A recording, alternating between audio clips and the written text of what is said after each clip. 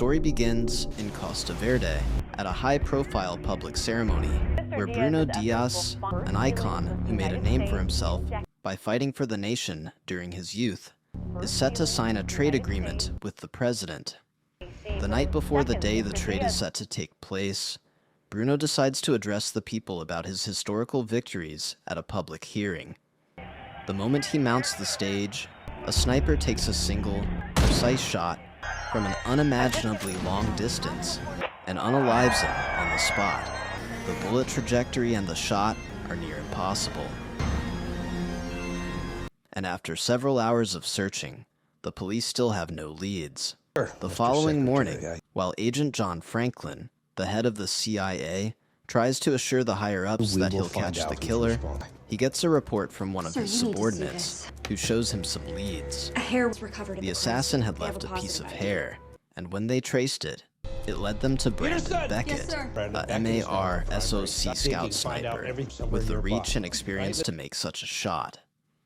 Within hours, the case is being tied to him, and agents set out to try to track Brandon down.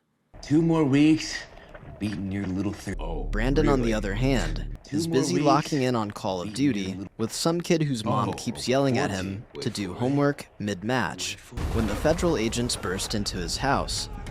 They do not give him the luxury of explaining himself before bundling him.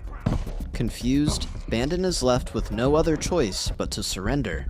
Meanwhile, the real sniper is a Japanese lady named Yuki Mifune, a Yakuza-trained sniper with near-superhuman range and skill. Yuki, whose codename is Lady Death, had also been tasked with unaliving him and staging his death like a suicide. When she arrives and sees Brandon being bundled out like a ram to be slaughtered, she immediately reports back to her employer. The mysterious employer immediately cooks up a backup plan. After Brandon gets taken in and questioned, he'll be moved to a high-security prison, so she's meant to sabotage the mission, with a couple of reinforcements he'll send, and unalives all the cops. The goal is to make people believe Brandon is not working alone, before they unalive him. Brandon is taken into custody in a CIA safe house. While the agents interrogate him, he protests his innocence, but the planted DNA and the political stakes make him the prime suspect. Agent Franklin is quite hell-bent on proving him to be the killer, despite what he says. He even asks to know if Brandon's father, a retired professional sniper, was involved in the mission. While Brandon still tries to prove that he has been set up, a different federal agent called Zeke Rosenberg, commonly known as Agent Zero, steps in and asks Franklin to give him some alone time with the suspect. Franklin hesitates because not only does Zero not work in their segment, but he's the type of agent who trouble always follows. When Zero mentions that the colonel had sent him to get more thorough with the investigation, Franklin then leaves. Zeke Rosenberg, Homeland Security. Zero tells him not to be too bothered about Franklin, as he's the type to believe everything he reads. He tells Brandon he's going to be moved into a black site shortly, and that if he's guilty, things are going to get really ugly for him. But on the other hand, if he's innocent, the person who set him up is going to want to tie up loose ends. Shortly after, a Russian mercenary named Vasily Petrov gets hired by Yuki's mysterious employer to lay an ambush for the vehicles transporting Brandon at a particular road. While the man talks, Petrov can't help but notice how loud the background is due to the sound of helicopters. While Brandon gets taken to the vehicle to transport him, Zero meets up with Agent Juliet Clover, one of Franklin's most competent agents, who had handled the investigation that led to all the accusations against Brandon. Juliet is convinced that Brandon is guilty, but when Zero points out a couple of strange, unrelated faces that were present in the hearing, she rethinks her stand on the matter. During the transport, Lady Death takes her position as a sniper, while Petrov and his men corner the moving vehicle. Brandon had noticed that something seemed out of the ordinary during the transport, but the soldiers didn't listen to him. Crossing them from both sides, Petrov and his men immediately start shooting at them, forcing both Brandon and the guards to take cover. Brandon pleads with the soldiers to uncuff him, as he believes he can help, but they ignore him and try to fight back. They each then get unalived in the process. One of the soldiers manages to sneak up behind Petrov and tries to unalive him, but Lady Death snipes him down before he gets the chance. Now alone in the vehicle with the bad guys approaching, Brandon reaches into the pockets of one of the dead soldiers and finds the keys to the handcuffs, so he immediately grabs 2 pistols and shoots at opposite sides, taking down both Petrov and one of his men. Although the wound is fatal, due to their protective helmets, they manage to survive the impact. When they stumble back to their feet and try to take him down again, Brandon starts the car and zooms off with it. To Lady Death's surprise, one of the men who was sighted at the scene of Bruno's murder is Donald South, a corporate CEO of a pharmaceutical behemoth whose work line doesn't give him enough reason to be present on stage during a speech about trade relations. One evening, while Donald has a private dinner with his daughter in a private restaurant, Zero confronts him and drops his suspicions about his presence at the scene. But Donald explains that he was only in attendance because he was an advocate for lifting the embargo, since he and Bruno were personal friends. He then redirects Zero to a different industry, which apparently had more to gain from the death than his company. This is urgent, sir. Finding out about the Russian mobsters and the sniper that ambushed the transportation, Franklin concludes that it was a planned work, and that Brandon is working with his father. Brandon, on the other hand, arrives at a mall parking lot trying to steal a new car. When he finally gets one and tries to start it up, he gets surrounded by a group of cops, who immediately identify him as a burglar. While they try to arrest him, he attacks and disarms them.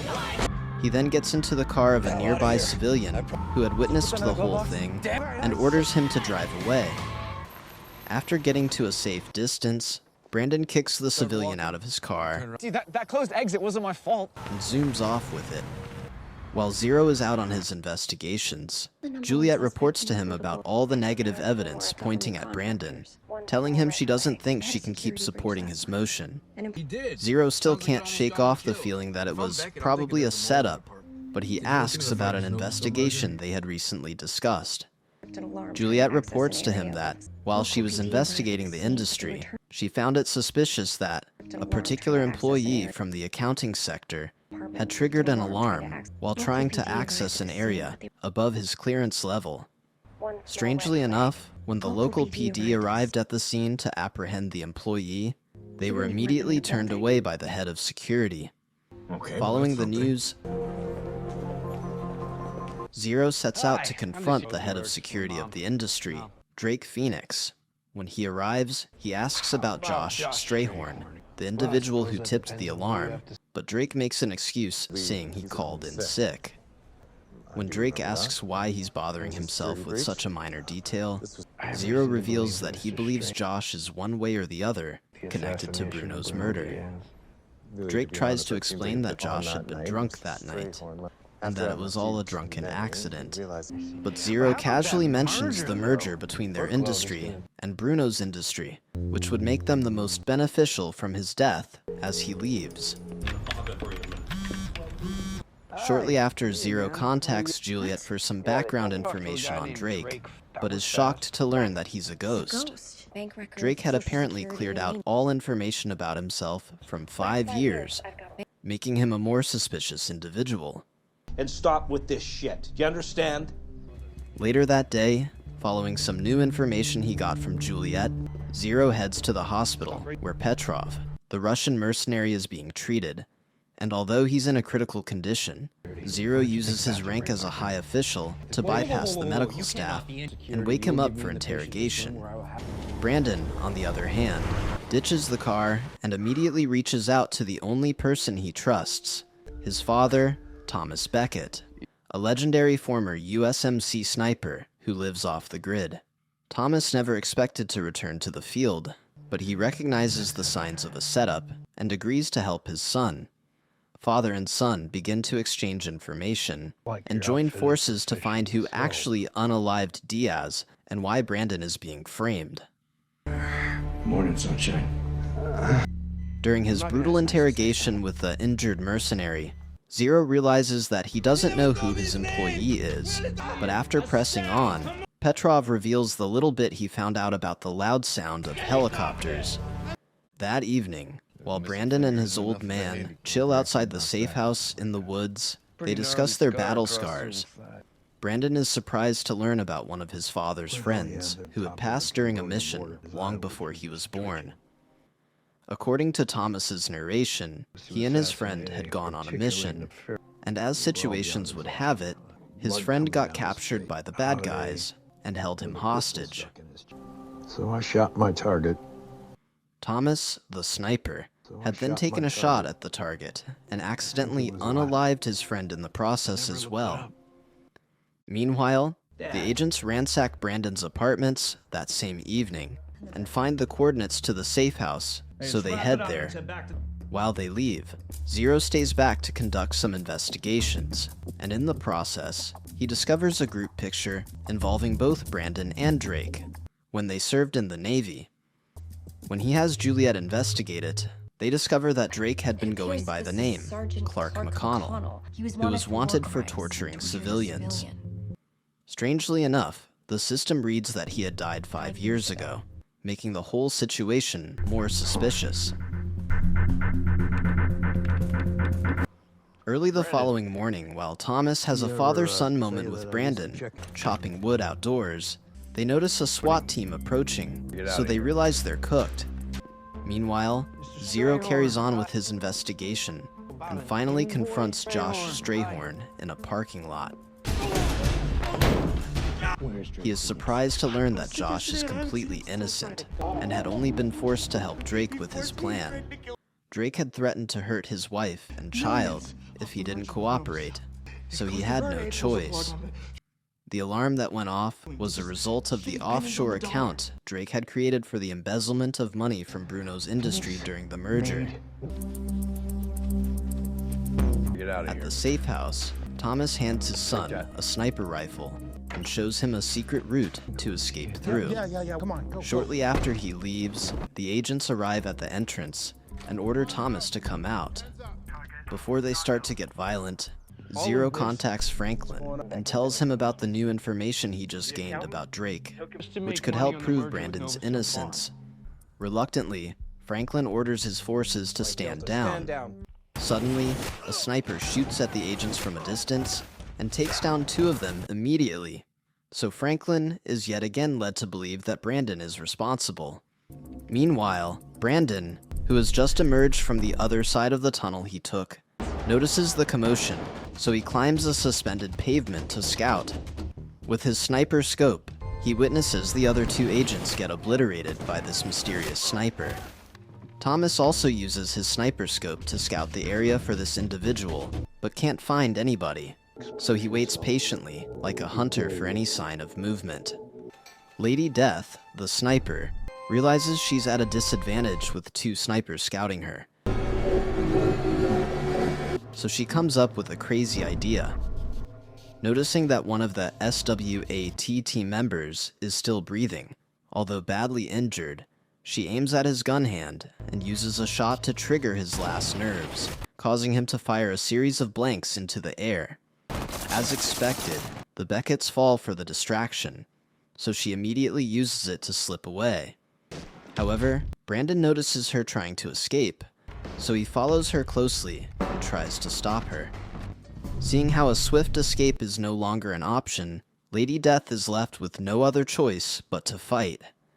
She faces Brandon, and the 2 trained individuals get into a deadly fight, showing off their skill levels. During the fight, Yuki, who had come prepared with a series of stacked weapons, has the upper hand, and despite Brandon's best efforts, she uses him as an asswipe. But before she can finish him off, Thomas stops her with his barrel pointed at her skull. Brandon then gets up, pretending like he was not just humbled by a girl, and together, They reprimand her and take her back to the safe house. Meanwhile, Zero heads to Drake's house to interrogate him, but meets no one at home, so he breaks in and starts going through his stuff. Sadly, no man was lying on his couch with his schlong out, or else he could have claimed SA like that particular TikToker you all know. After going through a lot of stuff, he finds a box containing lots of tickets to a particular island, as well as Brandon's ID. He then decides to head to the island to investigate further. At the CIA base, they receive an unexpected call from Brandon, who shows them Lady Death, the true person involved in the crimes tied to him. Minutes later, the CIA arrives at the safe house, and after interrogating Yuki, they find Brandon's claims to be true. Franklin then apologizes to Brandon for being too hard on him the whole time, and Brandon brushes it off as him just being diligent at his job. While they try to transport Yuki to the same black site Brandon was being transported to, Brandon stops them, telling them he has a better idea. He explains that rather than making Drake, her mysterious employer, find out that Yuki has been captured, they should use her as a pawn instead. The plan is to make Yuki contact Drake and tell him she has captured Brandon and will be delivering him to him. The agents consider it to be a good idea, so they agree to it, but the issue on the ground is making Yuki sound convincing enough for Drake to believe her. Meanwhile, Zero arrives at the island and confirms the sounds of loud helicopters. Drake, who is also on the island, receives a call from Yuki, who tells him she has Brandon alive. Drake tells her the agreement was to unalive him, but she snaps that she wants the deposit for all the people she has unalived, or she would release Brandon and let him come after him. Pissed, Drake texts her his address and asks her to bring Brandon there. Shortly after, Drake notices Zero breaking into his house, so he confronts him and beats the hell out of him. He tries to drown him as well, but gets stopped by Donald South, who, as Zero had first suspected, is a part of the whole situation. When Drake ties Zero up, Donald reveals that he was running an operation to merge the different industries, and Bruno was going to be a problem, so he simply got rid of him. He tries to talk Zero into getting his hands dirty with them, but Zero straight up refuses. Says he can take care of Diaz, and I don't ask any questions. Shortly after, Yuki arrives at the building with Brandon, and a bunch of secret agents are lying low in the bushes. Surprisingly, Drake already anticipated the Fed's involvement, so he shoots Yuki and immediately grabs Brandon as a hostage, pointing a gun at his head. Yuki survives the shot due to a bulletproof vest and tries to escape, but runs into Zero, who makes her set him free from his bindings.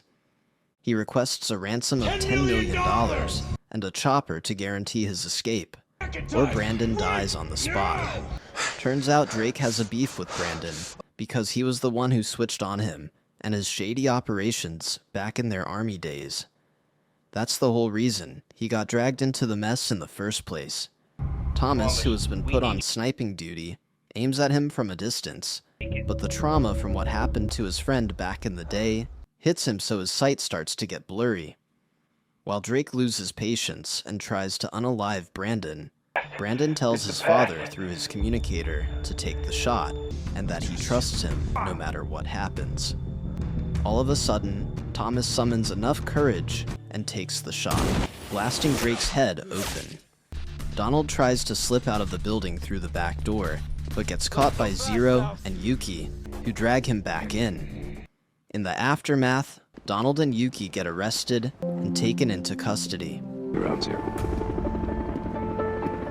Sometime later, Zero meets Yuki in private and finally reveals one of the most shocking details. Turns out he's the one who orchestrated the whole thing and had her hired to take care of the bad guys and clean up the mess he created. The end.